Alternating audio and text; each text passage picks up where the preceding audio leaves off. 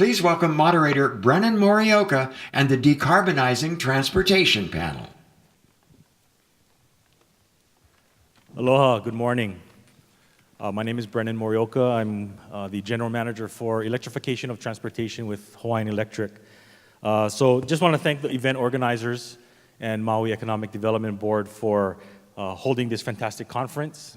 And it's my great pleasure to moderate the panel for Decarbonizing Transportation.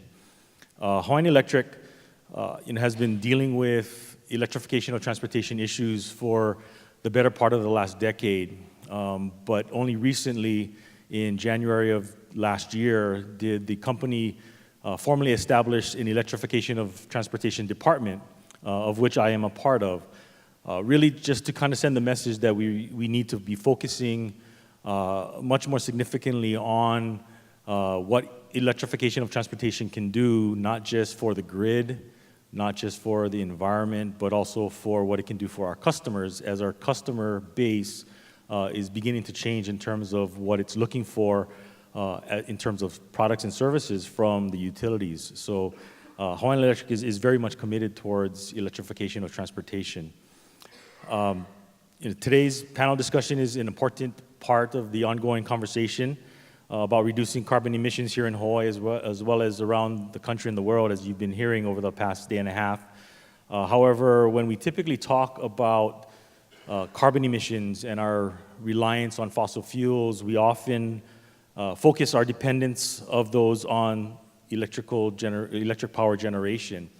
But if we're going to be serious about carbon emissions, and I do want to assure you that all of our state's utilities are working very hard to do its part in achieving our 100% RPS goals by 2045. But when you look at the numbers, and the numbers vary depending on which study you look at, but approximately 28 to 30% of our petroleum use is on power generation by the electric utilities. And so when you compare that to the 61% of petroleum use for transportation, it clearly sends the message that we need to be focusing also on the transportation aspects, especially if Hawaii is to abide by the Paris Accords commitment that it's made. So we do need to put a larger focus on what is the largest contributor to carbon emissions, and that is in the transportation sector. We have three fantastic speakers from very diverse sectors of the transportation industry that are leading their respective industries or organizations or communities in efforts to decarbonize transportation as it relates to them. As you can tell by where they come from and what they do, this panel is somewhat diverse and not very much related to each other, and so which is why I think, because I'm the electrification of transportation guy with Hawaiian Electric, I was the catch-all for this topic. So, but it is very interesting because from our perspective, it is much more than just electric vehicles. It's about electric buses in transit. It's about electrifying our ports at our harbors as well as our airports. So it's a wide variety of things that we need to be tackling. So it's very interesting to hear some of their presentations today. So how the session is going to run, first I'm going to introduce each of the panelists, and they'll make their own presentations, which will be approximately 10 minutes long, about their industry or sector and the initiatives that they're working on. And then after that, if we still have time at the end, we'll open it up to questions. So let's get started. For our first speaker is David Graham. He is the Deputy Chief Operation Officer of Neighborhood Services with the City of San Diego. David is a veteran local government advisor, having worked for the County of San Diego and the City of San Diego, as well as a stint in the private sector, public affairs, serving on Mayor Kevin Falconer's executive leadership team as DCOO of Neighborhood Services. He oversees a group of departments including libraries, parks and recreation, development services, and economic development and planning. So it's pretty diverse oversight that he has. He is the city lead with the University of San Diego, University of California at San Diego, on the National Metro Lab Network, and serves on the advisory committee to Smart Cities Connect. His smart cities work includes the first all-electric car share fleet in North America, an open data platform for development permitting, a partnership with General Electric to deploy sensors in LED-enabled smart streetlights, and using technology to achieve municipal climate change goals. David was instrumental in developing the region's Go Global strategy and represents the city on the Global Cities Initiative, a partnership of Brookings and JP Morgan Chase. His passion for land use, civic engagement, mobility, and intelligent infrastructure has led him to a regular speaker from the metropolitan perspective on these issues, including Bloomberg Philanthropies City Innovators Summit, Technology and Entrepreneurship Center at Harvard, Minds and Machines, City Innovate Summit, and Verge. So please welcome David Graham. Thanks so much. Wow, I sound like a busy person, I guess. It's a real pleasure to be here with everybody today, and I want to thank the Economic Development Board for inviting me, Leslie and Frank and Amber, and then the conference organizers, because, you know, the adage is I'm here from government and I'm here to help, but also here from government and from the mainland and here to help. Actually, I'm here to learn and share and have some great conversations over the last couple of days about the similarities between what Hawaii is facing, what Maui is facing, what San Diego is facing. If you think about the two places, both have a very strong commitment to decarbonization. Both have a strong tourism industry, a strong military industry, and a lot of transportation questions and challenges. So I see a lot of similarities between San Diego, and when we open up this question about decarbonizing transportation and how we tackle that very difficult subject, I always like to kind of go back and see, you know, here we're talking about a very bold and aggressive future. What did the future kind of look like? What did people think today's future was going to be? I like the old popular mechanics and popular science. So I pulled a couple of those things as I began thinking about this. So this was what your supermarket was going to look like, right? Completely automated, people all gone. This was the future, innovative, crazy. Couldn't get there for many, many years. It looks a lot more boring in real life, right? This is exactly what we have today. Future is here. Push-button education. So in the future, teachers were going to be sort of connected to kids through technology, but they still had the classroom. Obviously, the rise of online education, clearly that's already here, that's already happening. It's not particularly cool necessarily, but it's really brought education to many places where it hadn't been. Robots were going to steal our jobs. Now, robots are stealing our jobs. That's Amazon's fulfillment center. Incredible if you've never seen the videos about what's happening there. And then the future of transportation, right? So this is one of my favorites. Chrysler, engineer from Chrysler is quoted in here, the Sunray sedan. Bottling the power of the sun, you will be able to drive your car, right? Well, we all know the challenges around solar capture wouldn't really work well, and range issues potentially for a vehicle until we start doing solar charging of EVs that's bottling the power of the sun to drive your automobile. So the future looks different today, but it is here. The technology necessary to get to things like decarbonizing transportation are here. It's a question of how you do that. One of the biggest things that I see in changing is actually the role of utilities here as partners. So in San Diego, there was a lot of pushback on the utility owning EV infrastructure. The city tried to put up EV infrastructure itself, charging stations and the like, but frankly, we just weren't that great at doing it. We couldn't get to scale. And yet the utility with a pilot program right now is deploying 3,500 charging stations, 200 of which will be for our own vehicle usage, both fleet and people's personal vehicles. They're the right partner to make that happen. But then what about things like getting people to even want to electrify transportation? This is Fred, free ride everywhere downtown. We were going to do a downtown loop shuttle for a quarter of the cost. These electric vehicles, funded by parking meter revenue, that are completely zero-emission vehicles, are running around downtown, app-hailable or hailable from the side of the road, really closing the gap and much more flexible and cheaper in helping us meet our carbon goals. And yes, I even got the mayor to ride in one of those. And we're looking at expanding that even to other places in downtown. What does that do for us? Well, one, for people, whether they're not from San Diego or in San Diego, getting around the downtown area, not only is it helping have a clean method of moving people, making more parking available, but also it's creating that familiarity with electric vehicles. And I know that's happening here in Maui and on the other islands as well, which is fantastic. Millennials.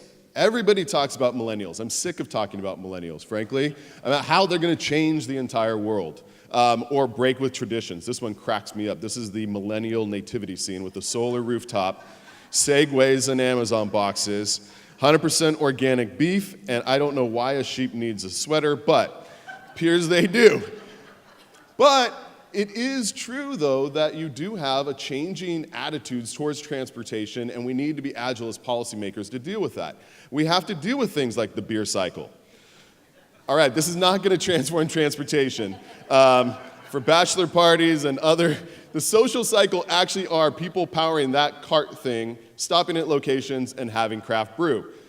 Not innovation in transportation, probably pretty fun, little scary and dangerous, but these are the sorts of things that people are trying to adopt and think about in just kind of that fun aspect. But this is really happening. Dockless bike share. San Diego's been taken over by multiple companies doing dockless bike share. The e-bikes have also arrived in our right-of-way. The Bird scooter, 15-mile-an-hour scooters, these are ubiquitous now throughout many of our urban neighborhoods, and these startups that are doing this in China and other places are bringing their technology to our city. And there's big questions with the business community, you know, the restaurants, the shops, the bars. They're concerned about the bike invasion, right? The cluttering of the streets. How can we do this? And yet they're really popular and people are liking that. So as people from government, we have to understand how to balance those traditional needs to really take advantage of something that doesn't require a dime of city money that is helping to decarbonize transportation in San Diego. Okay.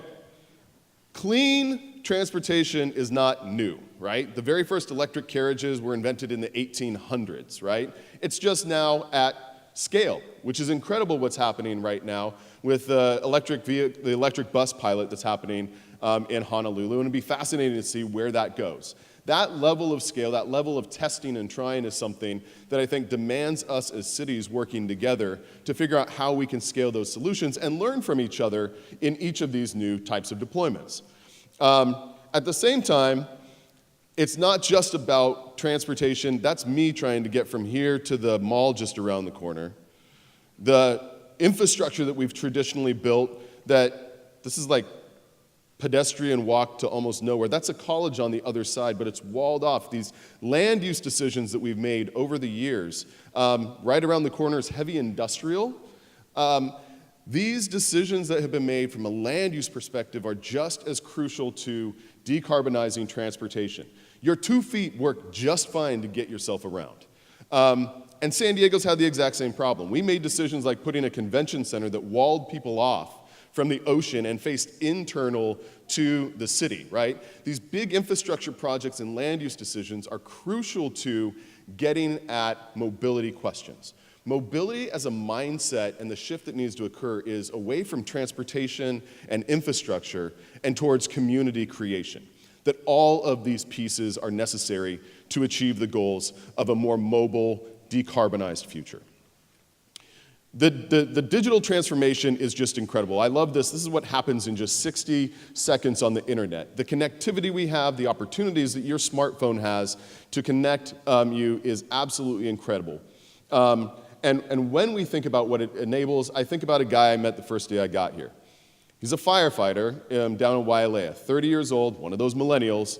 How did I meet him? No, I wasn't hanging out at the fire station. That's just creepy and weird. He was my Uber driver. 30-year-old just got off of work, but he was making ends meet as a firefighter by driving Uber. That's cool, right? So ride sharing, that's reducing emissions, et cetera. He was driving a Toyota Tundra. So it is fascinating, but it's these connections of these different types of technologies that are already here today that we need to think through to get to our future that we're after. For us, we have a very aggressive climate action plan. We're moving to a 50% mode share shift, so mass transit, walking, biking, pedestrian infrastructure is absolutely crucial. I see lots of great cycling infrastructure here, which is fantastic. What about the pedestrian infrastructure as well? How do you take existing assets and use those to also help achieve your goals? We've had a tough time coming up with a way to figure out bicycle trips. And yet our enhanced sensors going into streetlights are now able to distinguish between cars, bikes, pedestrians. There's no good tool to track bike counts. So how can we then make good decisions on increasing bike infrastructure? How do we do things with regards to pedestrians and pedestrian safety? Repurposing existing assets when you're making investments, providing sensors and communication devices, create these multi-purpose platforms that can help you get to that future. It's not about single issues any longer. It's not about single purpose. If you can repurpose that infrastructure, and in this case, have a parking app so people know where to go, that's reducing, even with carbon-based, petroleum-based cars, still reducing the number of trips, still helping to reduce your overall impact. So, the future is really that connected, censored data perspective. The future is hopefully eventually this, right? The master control center for your city. Right now, it's Duncan and his computer who runs our adaptive traffic signal network. So when we're thinking about this as cities, we also have to think about the legacy systems and infrastructure that we're building this on. How do we get there? We don't have all the answers ourselves as cities, so we really need to tap into the innovative folks that are in our communities. So we're putting out open data that developers are using to create the solutions of tomorrow, things like digital cane. So for those who are visually impaired at uncontrolled intersections, they'll know when it's safe to cross. That didn't come from us. That came from a developer who thought this would be a cool app to create. And also, how do you then leverage that smartphone? So this is our Get It Done app. Basically, you can take a picture of obstructions in the right-of-way, of issues that the city has, and then we go out and take them, fix those problems. This is using that powerful sensor in your pocket and using humans and citizens to help better understand our city. We're all in this together at the end of the day. I mean, that is the fact. And I'm going to give one example as I'm wrapping up here with regards to this. And it has to do with our utility, who are absolutely crucial to the decarbonized future. Now, when SDG&E began looking at this, I talked about some of the EV infrastructure. Let's also think about some of the other things that they're doing as well. So this is fascinating for us. We're a high fire danger area, big liability to the utility. What does this have to do with decarbonizing transportation? Well, ultimately, the data that is useful for them in predicting weather events and where fires will be are leading us to deploy our firefighters predictively, knocking down wildfires quicker, using data that's 100% coming from the utility. The same thing needs to happen in the transportation space, where we're leveraging that work from our utilities and other partners to benefit our overall goals. I think of it as the 6 degrees of Kevin Bacon. If anybody's ever played this game, you can connect him in 6 moves to almost any person in the known universe. That's what mobility is today, right? It's not about that transportation perspective. It's about how people are moving, goods are moving, an entire community is living and breathing. That's the future of mobility. We have dragons that we're trying to slay. We have huge problems coming down on us between climate change, et cetera, and it's going to take all of us together to actually solve these sorts of problems. I will give you one last closer here. So, the future. One of my favorite ones, Rocket Mailman, 1958. Using technology the military supposedly was going to use to have people hopping from house to house, delivering your mail. If that's not an example of just old technology slapped onto an old system with like dangerous effects, I don't know what is. This is not the future. This cannot be the future. This will never occur. And yet, there are drones that are hopping from house to house, delivering packages, and the use of that infrastructure. So the future of the technology really is here. One of the things I learned from that firefighter, and I thought it was so key, was he was concerned about Maui for all, right? How is my community developing, building, and being created for everyone? The fact that 25% of the people on the island at any point in time can be tourists, but people like he that had grown up here his entire life. And I think that is key to our future, because ultimately, and this is my awe slide, Finley came with me for his first time coming to the island, and it's a beautiful, amazing, incredible place, right? And I see that future 5, 10, 15 years from now, decarbonized, renewable, in a place that he can enjoy, that your kids can enjoy, that these communities can enjoy. And I think that really comes down to if we take into account the future of people and their needs, and really a Maui and Hawaii for all, a San Diego, a California for all, that's how we're going to get at this big issue in question of decarbonizing transportation. So thanks.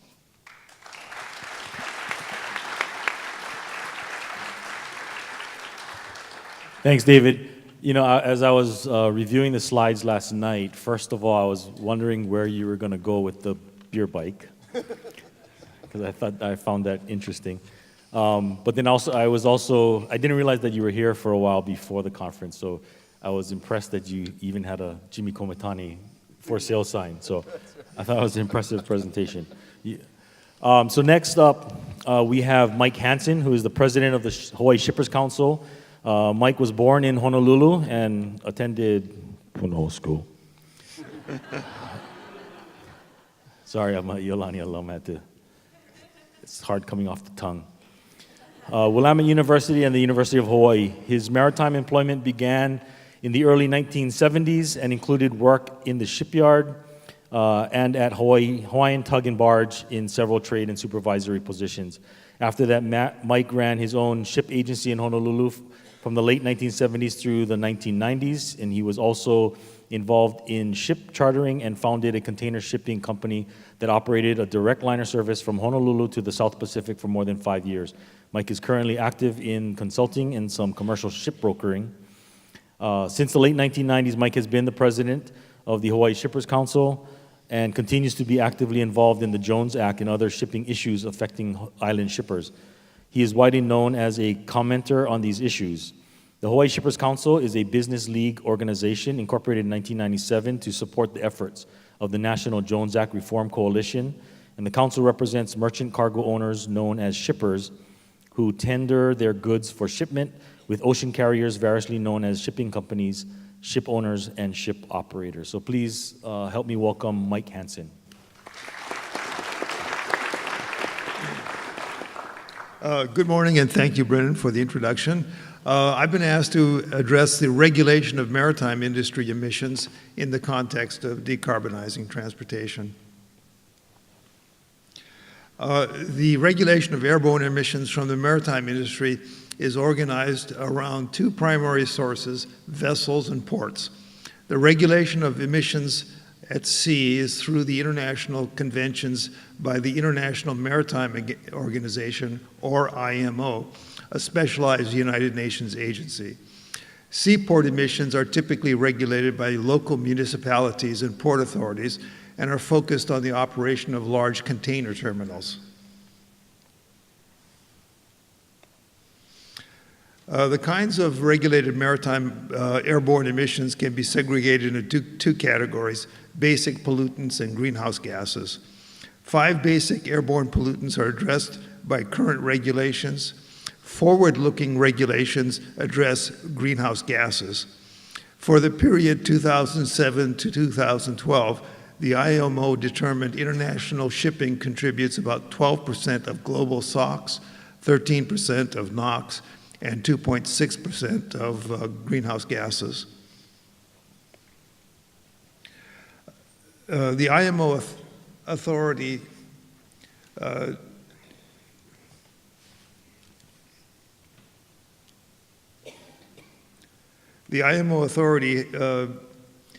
has been granted to regulate international shipping by several international conventions. Firstly, the IMO Convention was adopted by the UN in 1946, creating the agency. Then the IMO International Convention for the Prevention of Pollution from Ships, or MARPOL, was adopted in 1973. Addressing basic pollutants, MARPOL Annex 6, Prevention of Air Pollution from Ships, was adopted in 1997 and became effective in 2005. Annex 6 was revised significantly in 2008, strengthening requirements for the basic pollutants, which became effective in 2010. Greenhouse gases from international shipping was addressed by addition of Chapter 4, Regulation on Energy Efficiency for Ships, to MARPOL Annex 6 in 2011 and became effective in 2015. The revised IMO emission caps are shown here. The special areas known as emission control areas, or ECAs, or even ECAs, were introduced by the original Annex 6. Some background to the IMO regulation of SOx and particulate matter is shown here.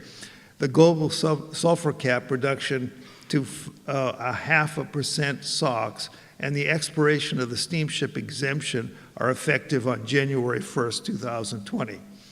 The special area cap in ECAs of 1% SOx became effective on January 1st, 2015. These changes will have a profound impact on what is known as the worldwide marine bunker or marine fuel market, and likely the entire petroleum market worldwide as well.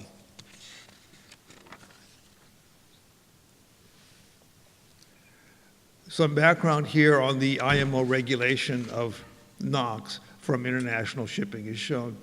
The rules apply to diesel engines with over 130 kilowatt output power, and the caps have been applied in different levels known as tiers.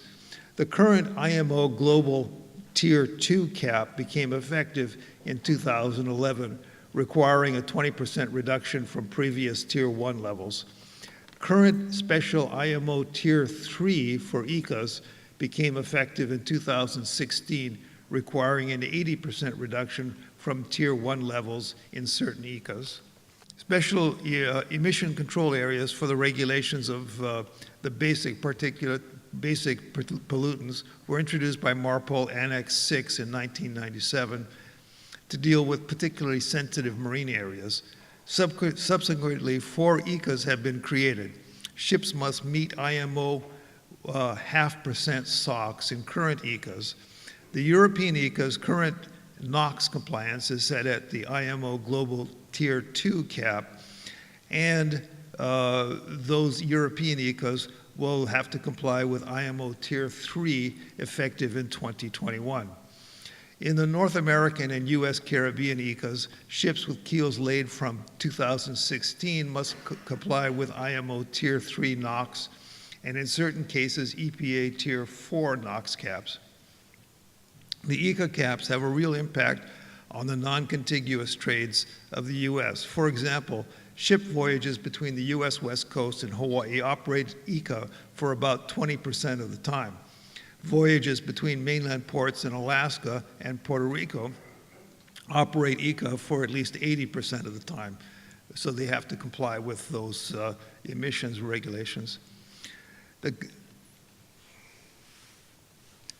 UN Framework Convention on Climate Change is one of the 3 Rio Conventions. Subsequently, the first Conference of the Parties, or COP1, was held in 1995, where greenhouse gases from international shipping was first raised. The 1997 COP3 Kyoto Protocol reserved the regulation of greenhouse gases from international shipping and aviation to other UN agencies, in this case the IMO and the ICAO, which is for aviation. The 2015 COP21 Paris Agreement did not include international shipping and aviation on the basis that these emissions were non-sovereign and could not be assigned to a particular country. The IMO approach to reducing the contribution of greenhouse gases by international shipping is to improve the operational efficiency through the Energy Efficiency Design Index. That's their program. This program requires incremental increases in energy efficiency on a capacity mile basis for ships with keels laid from 2015 through 2025.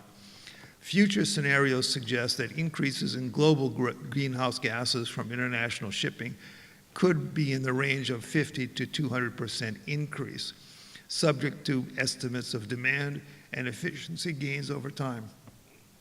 IMO will implement a program to assess fuel consumption and efficiency beginning at the end of 2018. On the basis of that data, the IMO Marine Environment Protection Committee, or MEPC, will make future recommendations.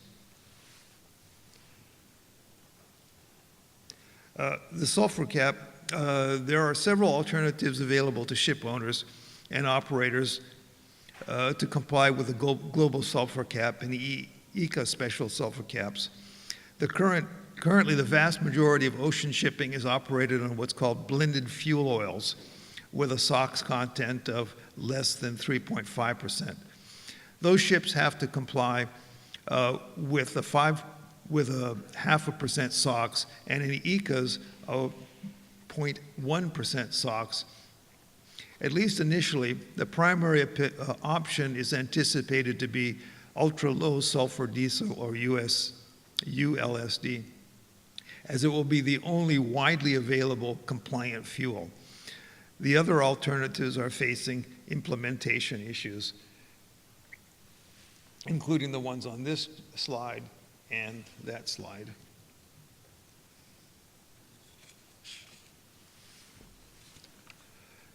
Ship owners, the domestic U.S. ship owners are making substantial changes to their Jones Act eligible fleets of container ships in the non-contiguous trades to meet the global sulfur and ECA special caps. They will be scrapping 15 steamships and 6 large ocean-going barges, converting 7 ships, and constructing 8 new builds. The companies are Matson Navigation in the Alaska and Hawaii trades, Pasha Hawaii Transport Line in the Hawaii trade, Tote Maritime in the Alaska and Puerto Rico trades, and Crowley Maritime in the Puerto Rico trade. The next subject is the emission sources from ports. There are a variety of mobile source emissions at seaports that are generally the same across the world, as shown here. The relative contribution of the various modes to emissions has been estimated by the EPA, as shown here. So you can get a relative idea of what the different sources contribute. The basic statute that regulates this is the Clean Air Act of 1970, and it's standard of the National Ambient Air Quality Standards, or NAAQS. State implementation plans define how states will meet the standards, and port clean air plans contribute to state plans. The EPA Ports Initiative assists local and state governments with developing and implementing port clean air plans and methodologies to estimate and report port-related emissions inventories. Several ports on the west coast of North America have developed formal port clean air plans, as shown here.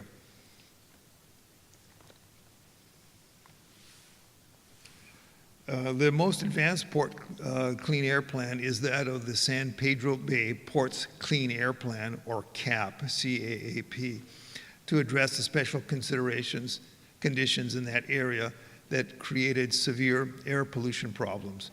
The original CAP addressed the basic pollutants, NOx, SOx, and particulate matter.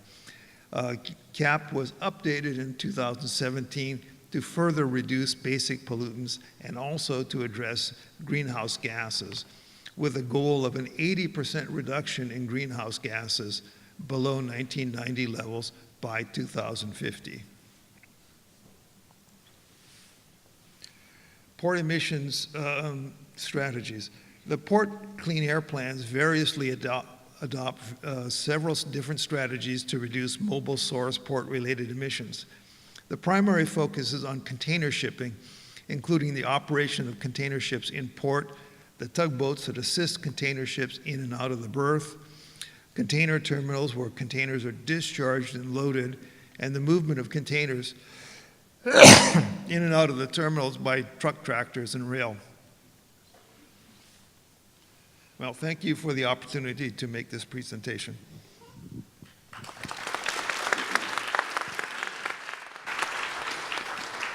Thank you, Mike. So next up, we have David Snyder, Executive Director from the California Bicycle Coalition.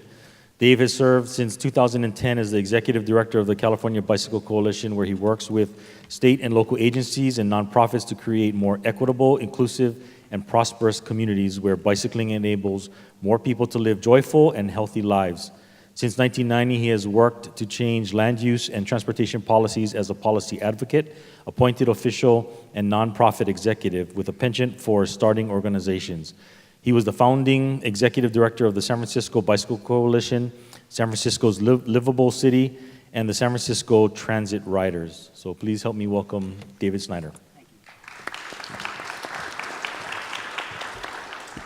Thank you so much for inviting me, and I'm proud to be part of this panel. Following another David, we are ganging up on Goliath, and as soon as we find Davis, he does not stand a chance. Thank you for reading the mission statement. I wanted to introduce you to our organization a little more because we just updated this statement and it plays off of a couple of points that previous speakers have made. The legislator from Colorado talked about positive messages and the importance of that. People don't want to ride a bike because it doesn't pollute, honestly. They want to ride a bike because it's fun, because it's fast, because it's efficient.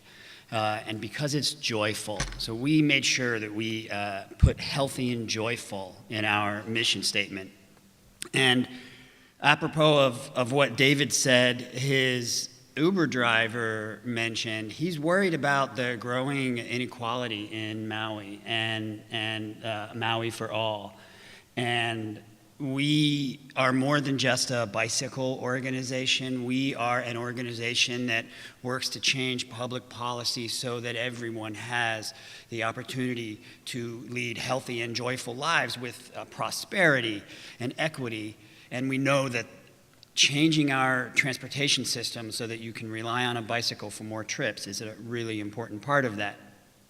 There are three things that I want to talk about today, not in too much time. And since this is an energy conference and we're talking about technology, I wanted to really emphasize the role of e-bikes and how electric bicycles are changing the game for what bicycling can be for people. And I'm going to talk about how that can benefit Hawaii and what Hawaii can do to advance bicycling. First, two amazing facts about e-bikes. 80% increase. What product has an 80% increase year over year? Not very many. From 2016 to 2017, they have climbed to 7% of all units sold in the United States are e-bikes from just 1% a year earlier. So this thing is booming. There's a lot of interest in it. People for Bikes and others sponsored a survey that was conducted by Chris Cherry and John MacArthur of their respective universities, you can see there. And I want to go over some of the results of this survey. The demographics real quickly indicate that some people felt like they only had fair or good health. There were a minority of folks who felt like they had excellent health. The survey respondents were mostly older. It's a survey of recent e-bike buyers. This is really important to note. You can see the orange bar is the folks who ranked that barrier as their top choice. And really, e-bikes solve the problem of hills. They flatten out hills. Somebody often says to me, you know, e-bikes are popular in the Netherlands or e-bikes are popular in some place because it's flat, but we have hills here. Or rather, they say bikes are popular because it's flat, but we have hills here. E-bikes flatten the hills. The other thing that's amazing is that folks who ride e-bikes ride a lot more often. The folks who ride standard bikes don't ride weekly and daily nearly as much as folks who ride e-bikes. When they bought an e-bike, they suddenly start riding a lot. And they ride them for transportation trips. They ride them to commute, and they ride them for personal errands, and of course they ride them for recreation, but the most popular purpose is for commuting. And the most common trip that it replaced was a drive-alone trip. So these are trips that used to be car trips. They used to be the drive-alone car trips that are now e-bike trips. And this is an interesting chart. This shows if they didn't have an e-bike, how would they have taken that trip? And it shows that the majority, or the largest number anyway, would have been automobile trips. A big chunk would have been walking, biking, or transit trips. But the most interesting thing is that the automobile trip, it averages 9 miles, which is a substantial trip that most people would consider not possible to do without a car very easily these days. And this is super popular. Everybody loves e-bikes. If you can check out Lee's e-bikes that he is generously offering you to take a test ride on right outside, you should do it, because everybody comes back with a smile on their face when they ride an e-bike. I come back with a smile on my face when I ride an e-bike, but then again, I have a smile on my face when I ride any bike. And the attitudes show that they love them. I don't know if you can see that chart very easily from where you're at. The most popular reasons are that an e-bike allows them to go further than a standard bicycle, and that they enjoy their overall experience. In other words, they love them. They absolutely love them. So I'll get to the conclusions. E-bikes are good for people who couldn't bike or didn't. It's absolutely exploding. They're replacing car trips, and this phenomenon is here to stay. It really does change the environment. So now I want to talk a little bit about the benefits to Hawaii in 4 categories. The economic benefits are huge. Individually, your operating costs are just 4% of the operating costs that you put into your car. It's been estimated that the dollars that you save not spending on gas in your car and putting those dollars instead into your local community generates 16 times more jobs. So every dollar that we can keep out of the gas pump ends up creating 16 times more jobs, and that is true certainly in Hawaii. It might not be true in a place that extracts oil, but that's certainly true in Hawaii. A study in the Bay Area found that if they could get just a small proportion of trips to switch from car trips to bike trips, that the health of folks would benefit, and they did the math on that and concluded that every dollar that we spend on bike infrastructure saves us $2.80 in healthcare costs. And then finally, the local economy improves. Everywhere where they've put in protected bike lanes, that is, moved or gotten rid of the parking and moved it away from the sidewalk and put in a protected bike lane next to the sidewalk, and I'm sure you're seeing this in San Diego, there's initial resistance. Oh no, you're changing things, you're going to get rid of the parking, you're going to reduce traffic on my street. Every single time retail sales go up. You've improved the environment for shopping on that street, and people want to go to your store. Even people who drive have to park a block further away, but they're more likely to do that, and because the experience of shopping in that store is a lot better. And furthermore, and this surprised even me, it's been replicated in about 3 or 4 different studies when they've surveyed folks who come to a shopping district, and they ask them how often they come and how much money they spend. They found that people who come by car spend more money on that trip than people who come by any other mode. But over the course of the month, they found that people who come by bike spend more money over the course of the month than people who come by any other mode. So if your business is trying to make money over the course of a month or a year, you benefit most by making it easier for people to bike to your business. These are a list of health benefits. I don't want to take too much longer. I can see the timer going down, so I'm not going to read them all. The most surprising one to me is even something like breast cancer benefits, or rather your chances of getting breast cancer are reduced if you get the kind of exercise that you get if you rely on your bike. And then this one is important.